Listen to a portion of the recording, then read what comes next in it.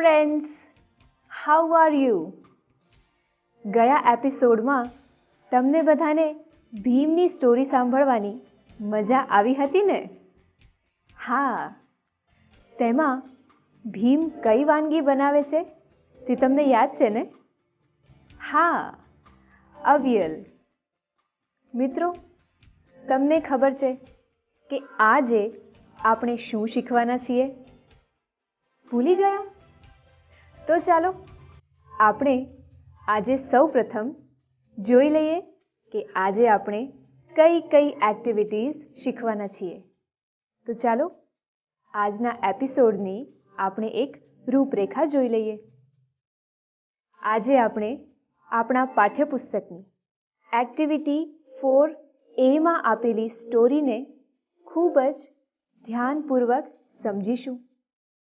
ત્યારબાદ activity 4B માં action words, ત્યારબાદ એક્ટિવિટી 4C માં અવિયલ રેસિપીમાં વપરાતી સામગ્રી સામે ટિક માર્ક કરવાનું છે. ત્યારબાદ એક્ટિવિટી 4D માં true or false, activity 4E માં આપેલા વાક્યોમાં અવિયલ વાનગી જે રીતે બનાવી શકાય તે મુજબના સ્ટેપ્સને આપણે નંબર આપીશું. ત્યારબાદ એક્ટિવિટી 4F માં તમારે બધાએ અવિયલ રેસિપીને અંગ્રેજીમાં લખવાની છે અને તમારા વર્ગખંડમાં મોટેથી વાંચવાની છે. ત્યારબાદ એક્ટિવિટી 5 માં આપેલા વાક્યોને આપણે સમજીશું અને સાથે મળીને ક્લાસમાં ગાઈશું. તો ચાલો હવે આપણે આ સરસ મજાની એક્ટિવિટીઝને સુંદર મજાની પ્રવૃત્તિઓ દ્વારા એક પછી એક જોઈએ. સૌપ્રથમ આપણી સરસ મજાની એક્ટિવિટીની સ્ટોરીને ધ્યાનપૂર્વક એક પ્રવૃત્તિ દ્વારા જોઈ અને સરળતાથી સમજીએ. Activity 4A. Taste the waste. The Maharaja of Travancore ordered a huge dinner. ટ્રેવનકોરના મહારાજાએ એક મોટા રાતના ભોજનની સૂચના આપી. That was for many important guests. તે ઘણા અગત્યના મહેમાનો માટે હતું. So, the Maharaja personally came to the kitchen. તેથી મહારાજા પોતે રસોડામાં આવ્યા. He wanted best dishes for the guests. તેમને મહેમાનો માટે સૌથી શ્રેષ્ઠ વાનગીઓ જોઈતી હતી. The cook was busy with his work when the Maharaja came. જ્યારે મહારાજા આવ્યા ત્યારે રસોઈયો તેના કામમાં વ્યસ્ત હતો. Welcome, my lord. I am happy to see you here. આપનું સ્વાગત છે મહારાજા. આપને અહીં જોઈને હું ખુશ છું. Your dishes smell really good. તમારી વાનગીઓની ખરેખર સરસ સુગંધ આવે છે. Thank you, your majesty. આભાર મહારાજ. What is there in the basket? ટોપલીમાં શું છે? That is vegetable waste, your majesty. તે વધારાના શાકભાજી છે મહારાજ. I will throw it away. હું તે ફેંકી દઈશ. No, no. ના ના. You cannot waste all the vegetables. તમે બધા શાકભાજીનો બગાડ ન કરી શકો. Find a way to use them. તેમનો ઉપયોગ કરવાનો રસ્તો શોધી કાઢો. Surely, I will. ચોક્કસ, હું શોધીશ. Then the king left the kitchen. પછી રાજા રસોડામાંથી જતા રહ્યા. The cook was worried. રસોઈયો મૂંઝવણમાં મુકાઈ ગયો. He stared at the scraps and started thinking. તે વધેલા શાકભાજી તરફ એક નજરે જોવા લાગ્યો અને વિચારવા લાગ્યો. He had an idea. તેને એક યુક્તિ સૂઝી. He first washed the vegetables. પહેલા તેણે શાકભાજી ધોયા. Then he cut the vegetables into long strips. પછી તેણે શાકભાજીને લાંબા ટુકડામાં કાપ્યા. He put them in a big pot. તેણે તે એક મોટા વાસણમાં મૂક્યા. He started to cook it. તેને રાંધવા લાગ્યો. He ground some fresh coconut, green chilies and garlic together. તેણે તાજું કોપરું, લીલા મરચાં અને લસણને ભેગું કરીને વાટ્યું. He added this paste into the vegetables. તેણે આ મિશ્રણ શાકભાજીમાં ઉમેર્યું. He then added salt too. પછી તેણે મીઠું પણ ઉમેર્યું. He added some whipped curd to the curry. તેણે વાનગીમાં થોડું ફીણેલું દહીં ઉમેર્યું. He also poured a few spoonfuls of coconut oil. તેણે અમુક ચમચી ભરીને ટોપરાનું તેલ પણ રેડ્યું. He then decorated the dish with curry leaves. પછી તેણે મીઠા લીમડાથી વાનગીને શણગારી. The new dish was ready. નવી વાનગી તૈયાર હતી. He served the dish to the guests. તેણે મહેમાનોને વાનગી પીરસી. Everyone liked it very much. બધાને તે ખૂબ જ ગમી. What is the name of this dish? આ વાનગીનું નામ શું છે? The cook was confused. રસોઈયો મૂંઝાઈ ગયો. The name of this dish is avial. વાનગીનું નામ અવિયલ છે. Avial became famous all over Kerala. Avial આખા કેરળમાં પ્રખ્યાત થયું. And just imagine, it all came from a basket of waste. અને કલ્પના તો કરો કે તે વધેલી વસ્તુઓની ટોપલીમાંથી આવ્યું. Do you know who the cook was? શું તમને ખબર છે તે રસોઈયો કોણ હતો? It was Bhim, one of the Pandavas. તે પાંડવોમાંનો એક ભીમ હતો. And the king was King Virat. અને રાજા વિરાટ રાજા હતા. Pandavas were hiding in his kingdom. પાંડવો તેમના રાજ્યમાં સંતાયા હતા. Avial is also popular in Tamil Nadu. Avial તમિલનાડુમાં પણ લોકપ્રિય છે. મહાભારતમાં અજ્ઞાતવાસ દરમિયાન 5 પાંડવો વિરાટ રાજાને ત્યાં છુપા વેશે રહેતા હતા. આ 5 પાંડવોમાંનો ભીમ આ રાજાને ત્યાં રસોઈયાનું કામ કરતો હતો અને આ વાનગીની શોધ પણ ભીમે ત્યારે જ કરી હોવાનું મનાય છે. ખરું ને? આ વાનગી આજે પણ કેરળ અને તમિલનાડુમાં ખૂબ જ પ્રખ્યાત છે. મિત્રો, આ સ્ટોરીમાં તમે ઘણી બધી ક્રિયાઓ થતી જોઈ હશે, બરાબર ને? વાક્યમાં ક્રિયા દર્શાવતા શબ્દોને એક્શન વર્ડ્સ કહેવાય છે. શું કહેવાય છે? Action words. આપણે એક્ટિવિટી 4B આપેલા વાક્યોમાંથી આવા જ એક્શન વર્ડ્સ શોધીને લખવાના છે. તમારે આ એક્ટિવિટીની નોંધ તમારા પાઠ્યપુસ્તકમાં જ કરવાની છે. તો ચાલો થઈ જાવ તૈયાર.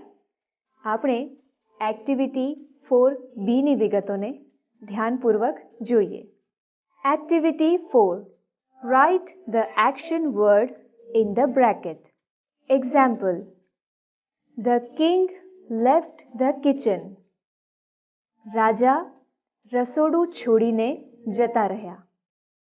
અહીં જતા રહ્યા તે શબ્દ ક્રિયા દર્શાવે છે. તો અહીં બ્રેકેટમાં એક્શન વર્ડ આવશે left. 1. Maharaja ordered a huge dinner. રાજાએ મોટી મિજબાનીનો આદેશ આપ્યો. હવે કહો તો આ વાક્યમાં એક્શન વર્ડ કયો છે? હા, ordered. 2. The cook washed the vegetables. રસોઈયાએ શાકભાજીને ધોયા. આ વાક્યમાં કયો શબ્દ ક્રિયા દર્શાવે છે? Yes. Washed. 3. The cook poured a few spoonfuls of coconut oil. રસોઈયાએ કોપરેલ એટલે કે નાળિયેરના તેલની થોડી ચમચીઓ રેડી. આ વાક્યમાં એક્શન વર્ડ કયો છે? Very good. તો બ્રેકેટમાં લખો poured. 4. The cook ground some fresh coconut, green chilies and garlic together. રસોઈયાએ થોડા તાજા નાળિયેર, લીલા મરચાં અને લસણને એક સાથે વાટ્યા. આ તો ખૂબ જ સરળ વાક્ય છે. તો કહો જોઈએ, આ વાક્યમાં એક્શન વર્ડ કયો છે? હા, ground. 5. The cook decorated the dish with curry leaves. રસોઈયાએ થાળીને લીમડાના પાંદડા વડે શણગારી. તો હવે કહો જોઈએ, આ વાક્યમાં એક્શન વર્ડ કયો છે? Yes, decorated. અરે વાહ! તમે તો ખૂબ જ જલ્દીથી એક્શન વર્ડ્સ શોધતા શીખી ગયા. તો હવે ચાલો આપણે આગળના વાક્યોમાંથી પણ એક્શન વર્ડ્સ શોધીએ અને લખીએ. 6. Maharaja wanted some fresh dishes for guests. રાજાને મહેમાનો માટે થોડી તાજી વાનગીઓ જોઈતી હતી. તો આ વાક્યમાં એક્શન વર્ડ કયો આવશે? Yes, wanted. 7. The cook added some whipped curd to the curry. રસોઈયાએ કઢીમાં થોડું ફીણેલું દહીં ઉમેર્યું. તો ચાલો કહો, આ વાક્યમાં એક્શન વર્ડ કયો છે? Yes, added. 8. The cook cut the vegetables into long strips. રસોઈયાએ શાકભાજીને લાંબી પટ્ટીઓના સ્વરૂપે કાપ્યા. તો ચાલો આ સેન્ટેન્સમાં એક્શન વર્ડ કયો આવ્યો? Yes, cut. 9. Avial became famous all over Kerala. Avial વાનગી સમગ્ર કેરળમાં ખૂબ જ પ્રખ્યાત થઈ. તો ચાલો આ વાક્યનો એક્શન વર્ડ તો ખૂબ જ ઇઝીલી મળી જશે. શું છે? Yes, became. 10. Maharaja personally came to the kitchen. રાજા સ્વયં રસોડામાં આવ્યા. તો હવે આ સેન્ટેન્સમાં એક્શન વર્ડ કયો છે? હા, came. હવે આપણે એક્ટિવિટી 4C આ જ રેસિપીમાં વપરાતા ઇન્ગ્રેડિયન્ટ્સની સામે ટિક માર્ક કરવાનું છે. ઇઝી છે ને? તો ચાલો હવે આપણે એક્ટિવિટી 4C ધ્યાનપૂર્વક સમજીએ અને આ એક્ટિવિટીની નોંધ પણ તમારે તમારા પાઠ્યપુસ્તકમાં જ કરવાની છે. તો ચાલો activity 4C. Tick the ingredients used for avial. Chilies, wheat, garlic. તો બોલો, આમાંથી કઈ કઈ વસ્તુ અવિયલ બનાવવા માટે જોઈશે?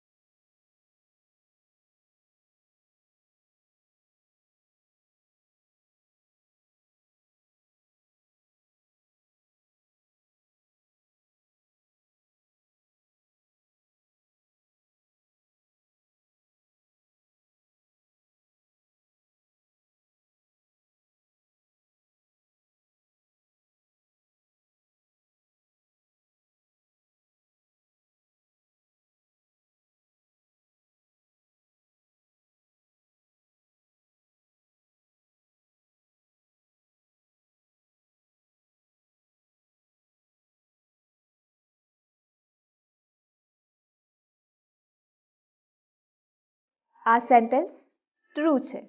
The cook knew about aviyal before. રસોઈયો આ વાનગીની રીત પહેલેથી તો નહોતો જ જાણતો. માટે આ સેન્ટેન્સ ફોલ્સ છે. The cook made a new dish using the vegetable scraps.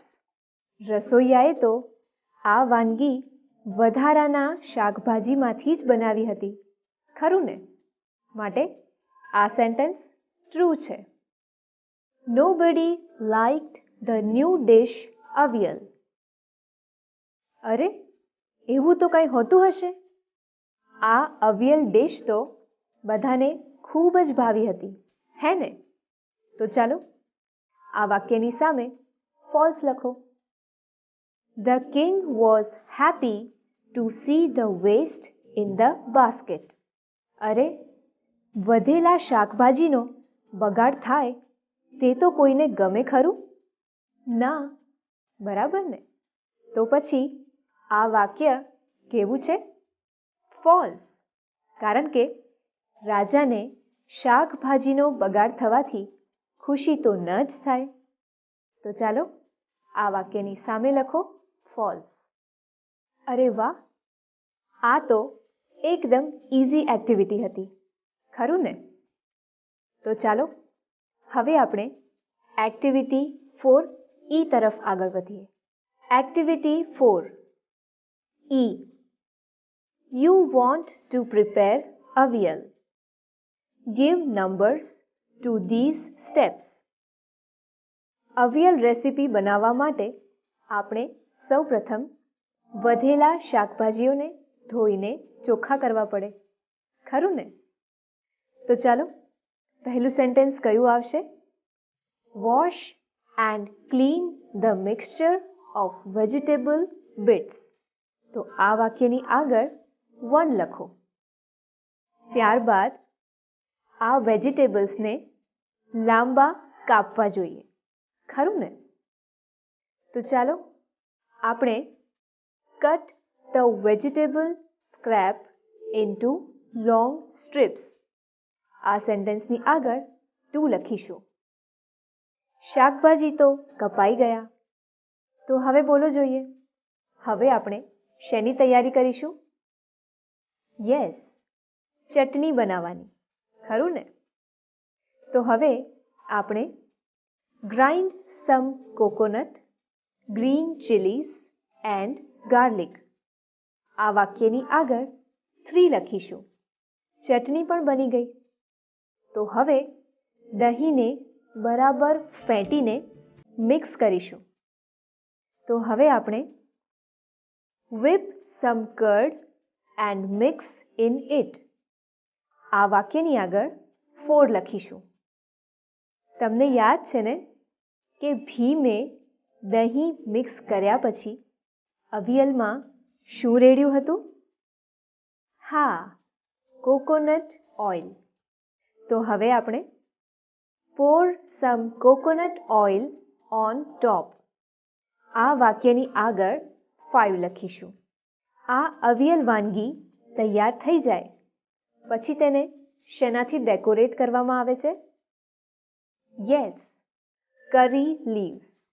તો ચાલો હવે ડેકોરેટ ઇટ વિથ કરી લીવ્સ. આ વાક્યની આગળ 6 લખો. વાહ, હવે તો અવિયલ વાનગી તૈયાર થઈ જ ગઈ, હે ને? તો હવે તમે અવિયલ ઇઝ રેડી. આ વાક્યની આગળ 7 લખો. તમે આ બધા જ વાક્યોને યોગ્ય નંબર આપ્યા ને? Very good. તો હવે એક્ટિવિટી 4F જુઓ.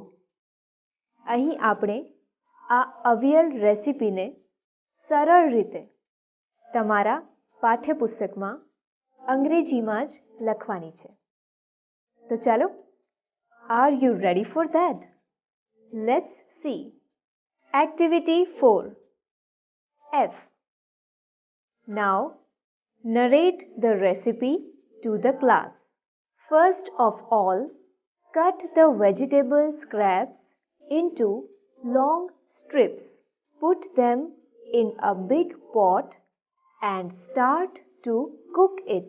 Grind some coconut, green chilies and garlic and add the paste to the vegetables. Stir some whipped curd and mix it in the vegetables. Instill some coconut oil on top. Then decorate it with curry leaves. The avial is ready. તમે બધાએ અવિયલ રેસીપીની સરળ રીતને તમારા પાઠ્યપુસ્તકમાં લખી લીધી છે ને? ખૂબ સરસ. વિદ્યાર્થી મિત્રો, તમારે એવી કવિતા શીખવી છે કે જેમાં ડિફરન્ટ રેસિપીસના નામ આવતા હોય? શીખવી છે ને? તો ચાલો આપણે આગળની એક્ટિવિટી 5માં આપેલા કાવ્યને સરળતાથી સમજીએ. ચાલો વિદ્યાર્થી મિત્રો, હવે આપણે આ કાવ્યનું શ્રવણ કરીશું. Activity 5. Food is nice. On the rice. Add some curry. Don't eat in a hurry. Vegetables are nice. Vegetables are yummy. I like vegetables in my tummy. આ નાનકડી કવિતા તમને આવડી ગઈ ને? ગુડ. હવે આપણે આ કવિતામાં જ્યાં જ્યાં પણ વેજીટેબલ્સ શબ્દ છે તેની જગ્યાએ ફ્રૂટ્સ, આઈસ્ક્રીમ્સ અને ચોકલેટ્સ જેવા મજેદાર શબ્દો મૂકીને નવી કાવ્ય પંક્તિઓને બનાવતા શીખીએ. તમારે આ કાવ્ય પંક્તિઓને તમારી અંગ્રેજીની નોટબુકમાં લખવાની છે. સમજી ગયા ને? તો are you ready? Activity 5. Replace vegetables with fruits, ice creams, chocolates and so on. તો ચાલો આપણે હવે વેજીટેબલ્સની જગ્યાએ ફ્રૂટ્સ શબ્દ મૂકીને આ કાવ્ય પંક્તિઓને લખીએ. Fruits are nice. Fruits are yummy. I like fruits in my tummy. હવે આપણે ફ્રૂટ્સની જગ્યાએ આઈસ્ક્રીમ્સ શબ્દ મૂકીને આ કાવ્ય પંક્તિઓને લખીએ. ઇઝી છે ને? Ice creams are nice. Ice-creams are yummy. I like ice-creams in my tummy. Chocolate તો તમને બધાને ભાવતી જ હશે, હે ને? તો ચાલો હવે આપણે આઈસ્ક્રીમ્સની જગ્યાએ ચોકલેટ્સ શબ્દ મૂકીને આ કાવ્ય પંક્તિઓને લખીએ. Chocolates are nice. Chocolates are yummy. I like chocolates in my tummy. આ બધા જ વાક્યો તમે તમારી અંગ્રેજીની નોટબુકમાં લખ્યા ને? વાહ! તમે તો હવે તમને ખૂબ જ ભાવતી વાનગીઓ વિશે આ રીતે ઇંગ્લિશમાં સેન્ટેન્સીસ બનાવી શકશો, ખરું ને? That's very good. તો હવે કહો જોઈએ, આજે આપણે કઈ કઈ એક્ટિવિટીઝ શીખ્યા? હા, આજે આપણે એક્ટિવિટી 4A માં આપેલી સ્ટોરી ટેસ્ટ ધ વેસ્ટને ધ્યાનપૂર્વક સમજી. ત્યારબાદ એક્ટિવિટી 4B માં આપેલા વાક્યોમાંથી એક્શન વર્ડ્સ શોધીને લખ્યા. એક્ટિવિટી 4C માં અવિયલ રેસિપીમાં વપરાતી સામગ્રી સામે ટિક માર્ક કર્યું. ત્યાર પછી એક્ટિવિટી 4D માં ટ્રુ ઓર ફોલ્સ.